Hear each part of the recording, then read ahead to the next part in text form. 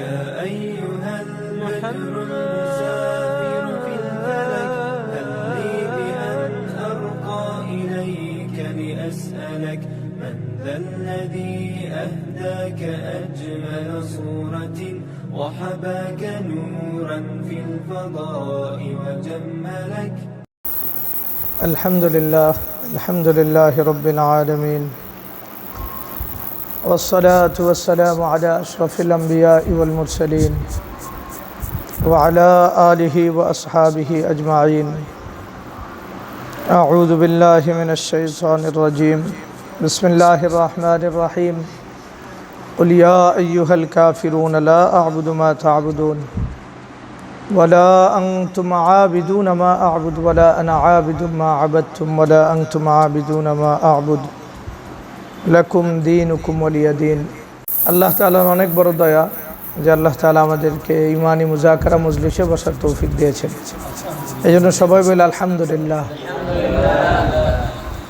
আমি আজকে যে বিষয়টা বলতে চাইতেছি সেটা কিছুদিন আগে হিন্দু সম্প্রদায়ের উপর আক্রমণ হয়েছে। এই আক্রমণের মূল কারণ এটা ছিল না যে হিন্দুরা হিন্দু কাফের এ কারণে আক্রমণ, বিষয়টা এমন না। আক্রমণের ঘটনাটা ছিল, সূচনাটা ছিল হলো পবিত্র কোরআনের মতো পৃথিবীর সবচেয়ে দামি যে গ্রন্থ, যেই পবিত্র কোরআনের ব্যাপারে মুসলমান কাফের সবাই অনেকটা সহনশীলতার মনোভাব নিয়ে দেখে, ওই পবিত্র কোরআনকে মূর্তির পায়ের উপর পাওয়া গেছে। তো এটার কারণে মুসলমান আক্রমণ করছে। এখানে আক্রমণের বিষয়বস্তু এটা ছিল না এরা হিন্দু সম্প্রদায়ের অন্তর্ভুক্ত, এই জন্য এদের উপর কি করা হয়েছে, আক্রমণ করা হয়েছে। আমার কথা বুঝে আসতেছে কিনা? এটা একটা ঘটনা, আমি ঘটনার সূচনাটা বলতেছি যে আক্রমণ হয়েছে হিন্দু হওয়ার কারণে না, আক্রমণ হয়েছে, আক্রমণের সূচনা হয়েছে পবিত্র কোরআন মূর্তির গায়ে পাওয়া গেছে। এখানে বিষয়টা এই পর্যায়ে ছিল না যে বিষয়টা হিন্দু হওয়ার কারণে আক্রমণ হয়েছে এবং মুসলমানরা এই আক্রমণের সূচনা করছে, বিষয়টা এটা না। বিষয়টা হলো পবিত্র কোরআন মূর্তির গায়ে পাওয়া গেছে, পবিত্র কোরআনের অপমান হয়েছে, এটা মুসলমানরা সহ্য করতে পারে। সর্বোচ্চ বিষয় থাকলে এতটুকু। তাহলে এই আক্রমণের সূচনা মুসলমানরা করে নাই এবং টার্গেটও হিন্দু হিসাবে না যে ওরা হিন্দু এই জন্য ওদেরকে আক্রমণ করেছে, বিষয়টা এমন না। পবিত্র কোরআন যদি অন্য কোথাও অপমানিত অবস্থা পাওয়া যেত, এলাকা আক্রমণ হচ্ছে। কারণ এরপরে আরেকটা ঘটনা ঘটছে যে এক বুড়া পবিত্র কোরআনকে পায়ে লাগাইছে, তখন ওই বুড়ার উপর আক্রমণ হয়েছে। ওই বুড়ার দাঁড়িয়ে আছে, কিন্তু এটাও পত্রপত্রিকা আসছে, বিশেষ করে সোশ্যাল মিডিয়াতে এটা ব্যাপক আলোড়ন সৃষ্টি করছে। এই বুড়ার উপর কেন আক্রমণ হয়েছে? বুড়া হিন্দু এজন্য, হিন্দু সম্প্রদায়ের লোকের জন্য না, পবিত্র কোরআনকে অপমান করছে এই জন্য। তাহলে এখানে আলোচনার বিষয়টা ছিলই না যে হিন্দুরা আসলে টার্গেট কি টার্গেট না। কিন্তু আরেকটা বিষয় মাঝখানে যেটা সোশ্যাল মিডিয়া এবং বিভিন্ন জায়গায় এত ব্যাপক চর্চা শুরু হয়েছে, পবিত্র কোরআনের মাধ্যমে হিন্দুদের মতাদর্শ, হিন্দুদের আকীদা বিশ্বাসকে প্রমাণ করার চেষ্টা করা হইতেছে। কিসের মাধ্যমে? পবিত্র কোরআনের মাধ্যমে হিন্দুদের আকীদা বিশ্বাস, এটা পবিত্র কোরআন দ্বারা স্বীকৃত, ইসলাম দ্বারা স্বীকৃত, শরীয়ত দ্বারা স্বীকৃত, এই কথা প্রমাণ করার চেষ্টা করা হইতেছে। তাহলে আমাদের মূল আলোচনার বিষয় একবারে ছোট পর্যায়ের না, বড় পর্যায়ের আলোচনা শুরু হয়ে গেছে যে হিন্দুদের যে মতাদর্শ, এই মতাদর্শ কোরআন স্বীকৃতি দেয়, সুন্নাহ স্বীকৃতি দেয়, ইসলাম স্বীকৃতি দেয়। কথা থেকে এমন মনে হয় যেন আমরা একবারে মদিনাতুর রাসূল সাল্লাল্লাহু আলাইহি ওয়াসাল্লামে বাস করতেছি, ওই পরিবেশে বাস করতেছি। আর এই পরিবেশের প্রত্যেকটা বিষয় কোরআন দ্বারা প্রমাণিত হয়, কোরআন দ্বারা পালিত হয়, কোরআনকে সামনে রেখে মানুষ করে, বিষয়টা এই পর্যায়ে গেছে। এই জন্য তারা যে সূরাকে নির্বাচন করে ওই সূরার নাম হইল সূরা কাফিরুন। সূরার নাম কি? সূরা কাফিরুন। এই সূরার শেষ অংশের একটা বিষয়, সেটা হলো লাকুম দীনুকুম ওয়ালিয়া দীন। এটা থেকে এই মতলব উদ্ধার করা হয় যে প্রত্যেকেই দিনের ব্যাপারে স্বাধীন, ধর্ম প্রত্যেকে যার যারটা মানতে পারবে, ইসলামে গোটা স্বীকৃতি দিছে। অর্থাৎ ইসলাম যেভাবে স্বীকৃত আল্লাহর পক্ষ থেকে পবিত্র কোরআনের আলোকে রাসূলুল্লাহ সাল্লাল্লাহু আলাইহি ওয়াসাল্লামের জীবনীর মাধ্যমে, ঠিক তদ্রূপভাবে কাফেরদের যেই আদর্শ, যেই দিন, ওই দিনও স্বীকৃত, সেটাও পবিত্র কোরআন দ্বারাই প্রমাণিত। এবং স্পষ্ট এই আয়াত দিয়া এই কথা প্রমাণ করা হইতেছে লাকুম দীনুকুম ওয়ালিয়া দীন, যে প্রত্যেকেই তার ধর্ম পালনের অধিকার রাখে এবং ইসলাম এই বিষয়কে তার স্বীকৃতি দেয়। মানে তাদের ধর্মীয় যে মতাদর্শটা কে স্বীকৃতি দেয়? ইসলামের স্বীকৃতি। এই জন্য আমরা এই সূরাটার আসল অর্থ কি এটা নিয়ে আলোচনা করব। আল্লাহ তাআলা আমাদের বুঝার তৌফিক দান করুন। এবং আমরা খুব গভীরের আলোচনা করব না, অন্য কোনো পর্বে ইনশাআল্লাহ যদি আল্লাহ তৌফিক দেয় তাহলে মুফাসসিরিন একরাম এই আয়াতের ব্যাপারে কে কি বলছেন আমাদের কাছে আছে, আমরা ওটা নিয়ে পরে আলোচনা করব। কিন্তু সাধারণ মুসলমান যদি এই কথা বিশ্বাস করে ইসলামকে যেইভাবে মানা যায়, হিন্দুইজম বা হিন্দু মতাদর্শ ওটাকেও মানা যায়, ইসলাম যেভাবে স্বীকৃত ওটাও স্বীকৃত, এটাও কোরআন দ্বারা স্বীকৃত, এটাও কোরআন দ্বারা স্বীকৃত, এই কথা বিশ্বাস করলে একজন মুসলমানের ঈমান থাকে না। তো পবিত্র কোরআন রাখা, এরপরে হামলা, এরপরে যেই পর্বগুলি শুরু হয়েছে, এটা ঈমানকে আরও বেশি আঘাত করে, মুসলমানদেরকে আরও বড় আঘাত করে, মুসলমানদেরকে দিন ঈমান থেকে সরায় দেয়। আমরা কয়েকটা পয়েন্ট নিয়ে আলোচনা করব। এক নম্বর কথা হলো, আমরা যেই সূরা নিয়ে আলোচনা শুরু করছি, যেই সূরাকে সামনে রাখা হিন্দু সম্প্রদায়ের ধর্মকে স্বীকৃতি দেওয়া হয়, ওই সূরার নামটা যদি আমরা লক্ষ্য করি, ওই সূরার নাম হইল সূরাতুল কাফিরুন। সূরার নাম কি? এই সূরার যে নাম, এই নাম থেকে এই কথা স্পষ্ট যে আল্লাহ তাআলা কাফেরদেরকে যে সম্বোধন করছেন, যেই ভাষায় সম্বোধন করছেন, এটা পৃথিবীতে সবচেয়ে ধিকৃত ভাষা। কাফের বলতে হলো একজন অকৃতজ্ঞ নয়, কৃতজ্ঞদের দল যারা, পুরা অকৃতজ্ঞদের দল। আর অকৃতজ্ঞতা এটা হলো একজন মানুষের জন্য সবচেয়ে বড় অপমানজনক শব্দ। তাহলে আল্লাহ রাব্বুল ইজ্জত এই যে শব্দ এখানে চয়ন করছেন, সূরার নাম হিসাবে যেটা আনছেন, এই সূরার নামটা কি? সূরাতুল কাফিরুন। কাফির থেকেই বোঝা যায় যে আল্লাহ তাআলা আসলে কাফেরদেরকে স্বীকৃতি দিয়েছেন না কাফেরদেরকে সর্বোচ্চ পর্যায়ে তিরস্কার করছেন। এটা আমার কথা না, এটা একবারে তাফসিরের জগতে সবচেয়ে বিখ্যাত তাফসির আজওয়াউল বায়ানের এই তাফসির, এটা যে কেউ দেখে নিতে পারে। আল্লাহ তাআলা যাদেরকে কাফের সম্বোধন করছে তাদের উপর স্বীকৃতির মাসলা আসে করছে, তাদের তিরস্কারের মাসলা আসে। কেউ কোনো অপরাধ করলে তোর যা মনে চায় তুই কর, এই যে কথা, অপরাধীর প্রতি লক্ষ্য করে, এটা অপরাধকে স্বীকৃতি দেওয়া না, তার অপরাধকে আরো ভয়ঙ্কর রূপে ফুটায় তোলা। তাহলে এই বিষয়টা বুঝতে কি কোনো পেরেশানি আছে? তাহলে সূরার নাম থেকে কি বোঝা যায়? যে আল্লাহ তাআলা তাদের স্বীকৃতি দিছে না তাদেরকে সর্বোচ্চ অপমান করছে। দ্বিতীয় বিষয়, সূরার নাম না হয় সূরাতুল কাফিরুন, কিন্তু আল্লাহ তাআলা পরবর্তী অংশ কি দিয়ে শুরু করছেন? কুল ইয়া আইয়ুহাল কাফিরুন, হে নবী আপনি কাফেরদেরকে বলে দেন। সূরার নামও কি? কাফিরুন। আর সম্বোধন কোন শব্দে? কাফিরুন। দ্বিতীয় বিষয়, এই সূরার প্রেক্ষাপট আছে। কোরআনের যে কোনো জিনিস বুঝার জন্য প্রেক্ষাপট বোঝা জরুরি। অর্থাৎ কোরআনের যে কোনো বিষয় আমরা বুঝবো, বুঝার সময় প্রেক্ষাপট ওই বুঝার ক্ষেত্রে সর্বোচ্চ সহযোগী। যে কোনো তাফসিরের কিতাবে এই সূরার প্রেক্ষাপট নিয়ে আলোচনা আছে, যেটাকে আরবিতে শানে নুজুল বলে। ওই প্রেক্ষাপট নিয়ে আলোচনা, প্রেক্ষাপটটা সংক্ষিপ্ত, তাফসিরে বাগাবীতে আছে। কাফেরা যখন দেখলো যে পবিত্র কোরআনের টান, ইসলামের টান অনেক বেশি, এর প্রতি সবাই আকর্ষিত হয়, রাসূলুল্লাহ সাল্লাল্লাহু আলাইহি ওয়াসাল্লামকে যদি আটকানো না যায় তাহলে এই মতাদর্শই পৃথিবীতে বিস্তার লাভ করবে, মক্কাতে বিশেষ করে অন্য কোনো মতাদর্শ থাকবে না। তখন কাফেররা আইসা রাসূলুল্লাহ সাল্লাল্লাহু আলাইহি ওয়াসাল্লামকে প্রস্তাব দিয়েছে, 1 বছর আপনি আমাদের দিন মানেন, এরপরে দেখেন এর ভিতরে ভালো কিছু থাকলে আপনি নেন। আমরা 1 বছর আপনার দিন মানি, আপনার দিনের ভালো কিছু থাকলে আমরা নেই। রাসূলুল্লাহ সাল্লাল্লাহু আলাইহি ওয়াসাল্লাম এই শব্দ শোনার সাথে সাথেই যেই শব্দটা সবার আগে উচ্চারণ করছেন, মাআযাল্লাহ আন উশরিকা বিহি গায়রা। এটা তো হতেই পারে না, আমি আল্লাহর কাছে পানাহ চাই, শিরিক করব আল্লাহর সাথে কাউকে, এই কথা তো হইতেই পারে না। তখন আল্লাহ তাআলা রাসূলুল্লাহ সাল্লাল্লাহু আলাইহি ওয়াসাল্লামের এই কথাকে সমর্থন করে এই সূরা নাজিল করছেন,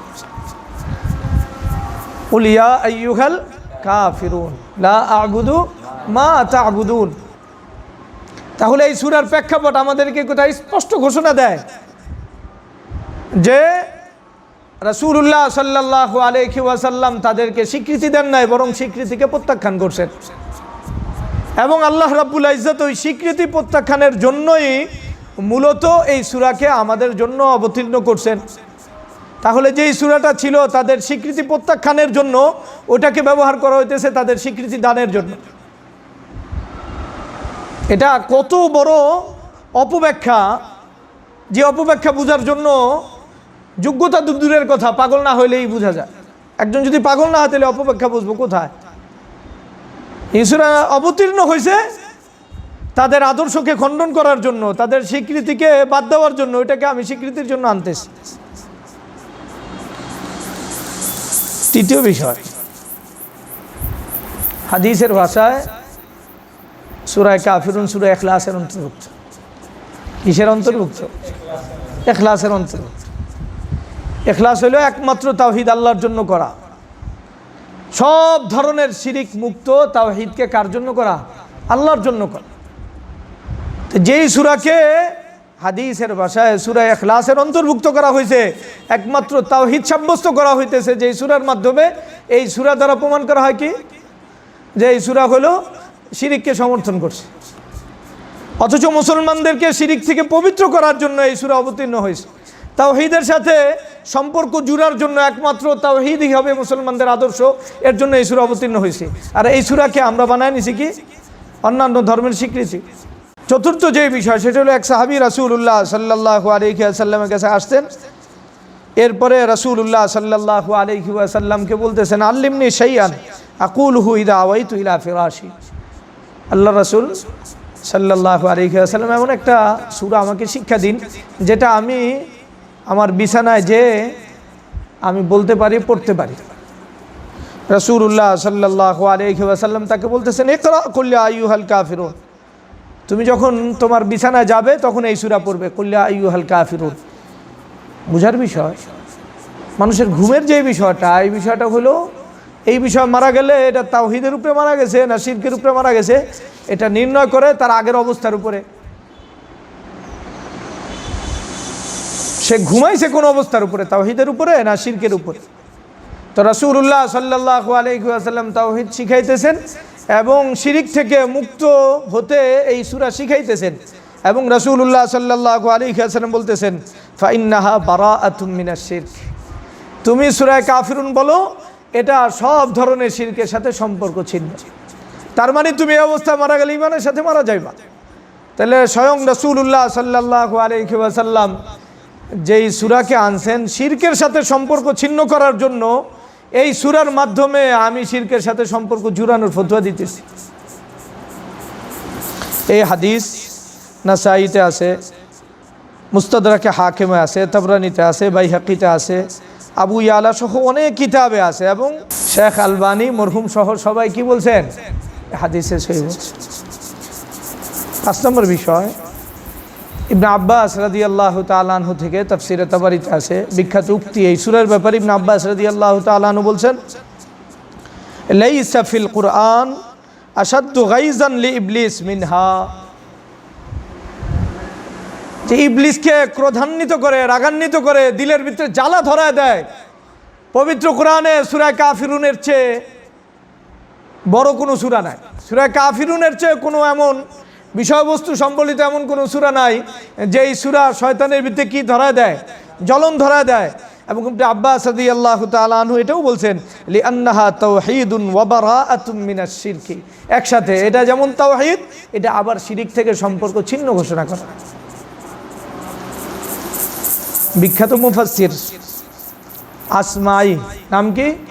আসমাই, এই সূরা ইখলাস অর্থাৎ কুল ইয়া আইয়ুহাল কাফিরুন এবং কুল হুয়াল্লাহু আহাদ, এটা হলো আহাদুল মুকাশকিশাতানে। কি?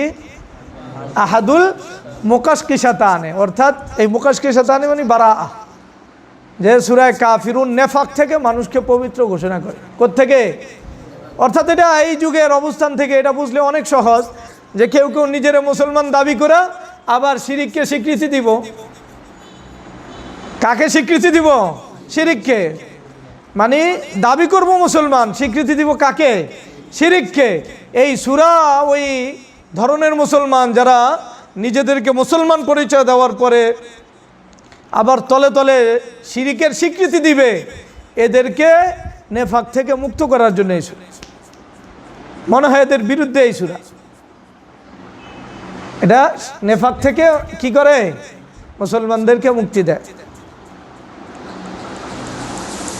সহজ কথা, আমরা যেটা এই 5-6টা বিষয় সামনে আনলাম, এরপরে বাকিগুলো বলতেছি। এটা থেকে কি কথা বোঝা যায়? রাসূলুল্লাহ সাল্লাল্লাহু আলাইহি ওয়াসাল্লামের জীবনের পাঠ দুইটা, একটা হলো মক্কি আর একটা মাদানী। তো মক্কি জিন্দেগিতে রাসূলুল্লাহ সাল্লাল্লাহু আলাইহি ওয়াসাল্লাম মুশরিকদের ঘেরাওয়ের ভিতরে ছিলেন এবং ওখানে ক্ষমতা মুশরিকদের হাতে ছিল।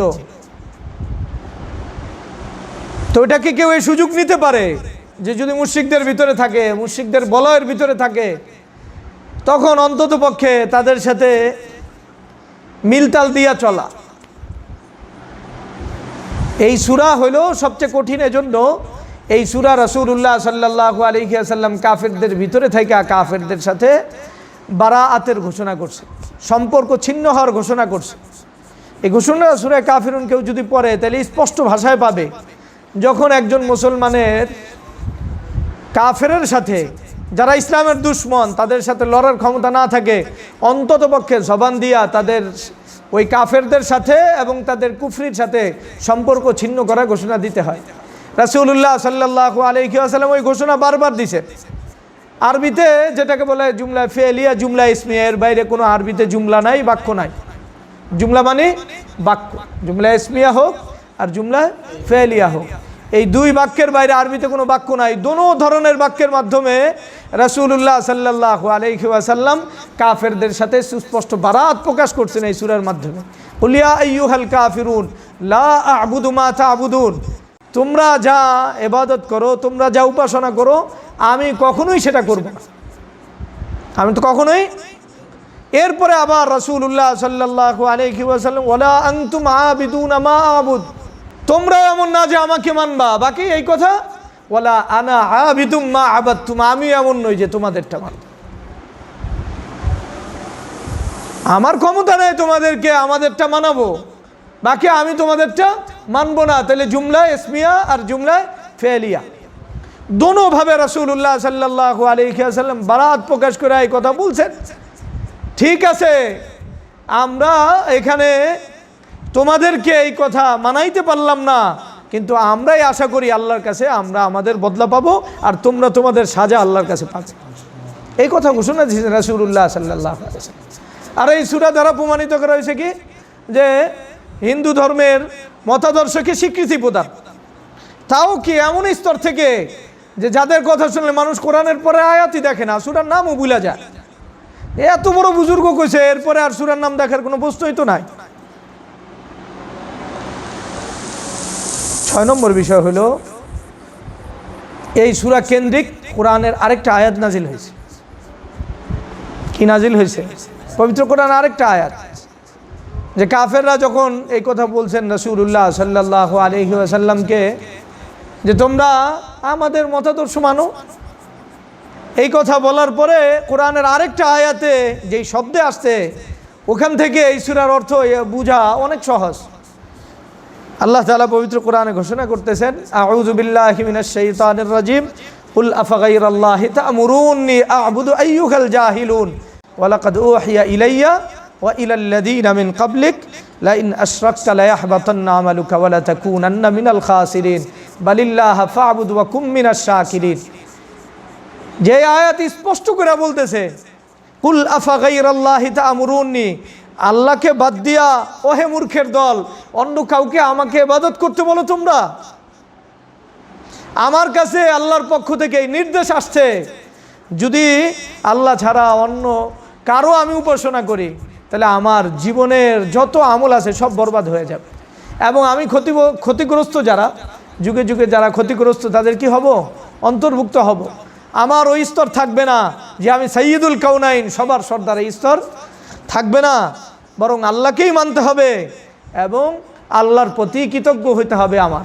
এই যে আয়াত, এই আয়াত থেকে সূরা কাফিরুন বুঝার জন্য কোনো পেরেশানি আছে? স্পষ্ট করে আল্লাহ তাআলা বলতেছেন কুল, আপনি এই কথা বলে দেন, আফাগাইরাল্লাহি তা'মুরুনি, আল্লাহ ছাড়া অন্য কারো মানতে বলতেছো, এটা কি করে সম্ভব? আল্লাহ ছাড়া অন্য কাউরে মানা তো শিরিক, আমার জীবনের সব শেষ হয়ে যাবে, আর তোমরা এই কথা বলতেছো। এরপরও আমরা এই আয়াতটাও যদি দেখতাম যে স্বয়ং আল্লাহ তাআলা এই সূরা কাফিরুনের সাথে যে আয়াত নাজিল করছেন, আয়াত দেখলেও আমাদের কাছে বিষয়টা এত বেশি স্পষ্ট। ওই আমি একটু আগে বললাম পাগল ছাড়া সবাই এই কথা মানতে বাধ্য।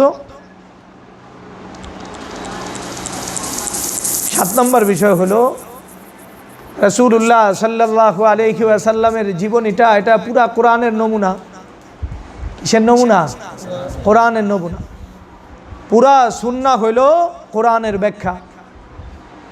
তো আমরা যদি রাসূলুল্লাহ সাল্লাল্লাহু আলাইহি ওয়াসাল্লামের জীবনী দেখি এবং তালাশ করি, কখনো রাসূলুল্লাহ সাল্লাল্লাহু আলাইহি ওয়াসাল্লামের জীবন থেকে কাফেরদের কুফরিকে স্বীকৃতি দিয়েছেন রাসূলুল্লাহ সাল্লাল্লাহু আলাইহি ওয়াসাল্লাম, এই কথা তো কোনো মুসলমানদের দিলেও আসতে পারে না। রাসূলুল্লাহ সাল্লাল্লাহু আলাইহি ওয়াসাল্লামের জীবনী তো থাকবো তো দূরের কথা, এটা তো কোনো মুসলমানের কল্পনা আসতে পারে না যে রাসূলুল্লাহ সাল্লাল্লাহু আলাইহি ওয়াসাল্লাম কি করছেন? কাফেরদের শিরককে স্বীকৃতি দিয়েছেন, আসতেই পারে না। রাসূলুল্লাহ সাল্লাল্লাহু আলাইহি ওয়াসাল্লামের পরে আমাদের সামনে যাদের জীবনী আদর্শ হিসাবে আল্লাহ তাআলা দিয়েছেন রাসূলুল্লাহ সাল্লাল্লাহু আলাইহি ওয়াসাল্লামের ভাষায়, সেটা হলো খোলাফায়ে রাশিদিনদের জীবন। কাদের জীবন? রাসূলুল্লাহ সাল্লাল্লাহু আলাইহি ওয়াসাল্লামের কাছ থেকে দিন শিখছেন সাহাবায়ে কেরাম, বিশেষত খোলাফায়ে রাশিদিন উল্লেখযোগ্য। ওনাদের জীবনী হলো কোরআন সুন্নাহর আমলি প্র্যাকটিক্যাল নমুনা। খোলাফায়ে রাশিদিনের জীবনে থেকে কেউ কে স্বীকৃতি আনতে পারবে যে খোলাফায়ে রাশিদিন কুফুরকে স্বীকৃতি দিছে? না, পুরা জাজিরাতুল আরব সহ যত জায়গায় গেছে তারা ইসলামকে প্রতিষ্ঠিত করছে, কুফুর এবং অন্যায়কারী কাফেরদেরকে দুনিয়া থেকে কি করছে? যারা বাধা হয়েছে এদেরকে দুনিয়া থেকে বিতরণ করছে, আর যারা জিজিয়া দিতে রাজি হয়েছে ওদেরকে এই জিজিয়া দেওয়ার শর্তে রাখা হয়েছে। এরপরে আমরা কোত্থেকে এই কথা আবিষ্কার করি? সাহাবাদের পরে যদি আমরা আসে তাবেঈনদের কথা, যারা সাহাবাদের অনুসরণ করার কারণে তাদের নাম হয়েছে তাবেঈন। তাবেঈনদের জীবনী থেকে কি আমাদের এই কথা পাওয়ার সুযোগ আছে যে তাবেঈনরা তারা কোনোদিন এই কথার স্বীকৃতি দিছে? আমরা আরও পিছনে যদি আসি, যে আমরা এই যে এই সূরার এই ব্যাখ্যা করলাম, আমাদের 4 আইম্মা সহ 4 আইম্মার যারা শাগরিদ এবং তাদের অনুসারীরা এই পর্যন্ত ফিকহ ফতোয়ার কোনো কিতাবে তাদের আদর্শ স্বীকৃতি দিছে এমন কোনো কথা পাওয়া যাবে? কোথাও পাওয়া যাবে না। তো আমরা এই সূরা কাফিরুনের এমন এক ব্যাখ্যা আনলাম যেই ব্যাখ্যাটা কোরআন আয়াতের বিরুদ্ধে, যেই ব্যাখ্যাটা রাসূলুল্লাহ সাল্লাল্লাহু আলাইহি ওয়াসাল্লামের সুন্নাহ বিরোধী, মতাদর্শের বিরোধী, খোলাফায়ে রাশিদিন বিরোধী, একেবারে প্রেক্ষাপট বিরোধী, আয়াতের আকপরের বিরোধী, সূরা নামের সাথে বিরোধী। আর আমি বলতেছি এই সূরা কাফেরদেরকে স্বীকৃতি দেওয়ার জন্য আসছে। এই সূরা তো আসছে যে কাফেরদের ভিতরে থাকাকালীনও কাফেরদের যত ধরনের শিরকি কুফরি আচরণ আছে কাফেরদের সাথে সম্পর্ক ছিন্ন করার জন্য আসছে। তাহলে প্রথম বিষয় ছিল, একটা বিষয় হলো সহাবস্থান, আরেকটা হলো তাদের আদর্শকে স্বীকৃতি দেওয়া। তো এটা তো আরো ভয়ঙ্কর ঘটনা। সহাবস্থানের জন্য শরীয়তের যেই শর্ত শরায়ত আছে ওটা তো আছে তার আপন জায়গায়, আর স্বীকৃতি এটা তো কখনোই সম্ভব না। এজন্য আমাদের যে বিষয়টা লক্ষ্য করতে হবে সেটা হলো, এক একটা ফিতনা আসে তখন কোনো দিনদার আমরা যাদেরকে দিনদার মনে করি ওনাদের কাছ থেকে কোনো ব্যাখ্যা শোনার পরে এমন যেন না হয় যে রাসূলুল্লাহ সাল্লাল্লাহু আলাইহি ওয়াসাল্লাম আজীবন যে আদর্শ লালন করছেন, কোরআন থেকে যে আদর্শ প্রমাণিত, সুন্নাহ থেকে যে আদর্শ প্রমাণিত, হঠাৎ নতুন কিছু মুস্তাহিদ আইসা ওই আদর্শের ভিন্ন কোনো আদর্শ ব্যাখ্যা করে আর আমরা ওটা যদি মানি তাহলে সরাসরি আঘাতটা কোরআনের গায়ে। তাহলে পবিত্র কোরআন রাখাটা যেইভাবে শরীয়ত বিরোধী, ঠিক সূরা কাফিরুনের ব্যাখ্যাটা ওইভাবে করা যার দ্বারা কুফরির স্বীকৃতি পায়, এটা আরও কোরআন বিরোধী। আল্লাহ তাআলা আমাদের বুঝার তৌফিক দান করুন। আমরা যেন পবিত্র কোরআনের কোনো আয়াতের সুস্পষ্ট ব্যাখ্যার বাইরে যায়া এই যুগের তালে নিজেকে মিলাইতে গিয়া আমরা নিজেদের আদর্শকে না হারায় বসি। নিজের আদর্শ তার আপন অবস্থায় রাখতে হবে। হিন্দু সম্প্রদায়ের কোনো লোক ওই তাদের ওই আদর্শ বিসর্জন দিয়া তাদের ধর্মগ্রন্থ থেকে আমাদের ইসলাম ধর্মের প্রমাণ দিছে, আমার জানা নেই। যে আরে হিন্দু সম্প্রদায়ের লোকেরা বরণ করে নিছে এমন একজন লোক যে তাদের ধর্মীয় গ্রন্থ বাইর করে এই ইসলামকে স্বীকৃতি দিছে, মুসলমানকে স্বীকৃতি দিছে এবং বলছে এটা রামের আদর্শ, ইসলামকে স্বীকৃতি দেওয়া, এটা আমার জানা নেই। এজন্য একজন মুসলমানের এ ব্যাপারে সম্পূর্ণ হুঁশিয়ার থাকতে হবে। আল্লাহ তাআলা আমাদের বুঝার তৌফিক দান করুক। আমিন ওয়া আখিরু দাওয়ানা আলহামদুলিল্লাহ।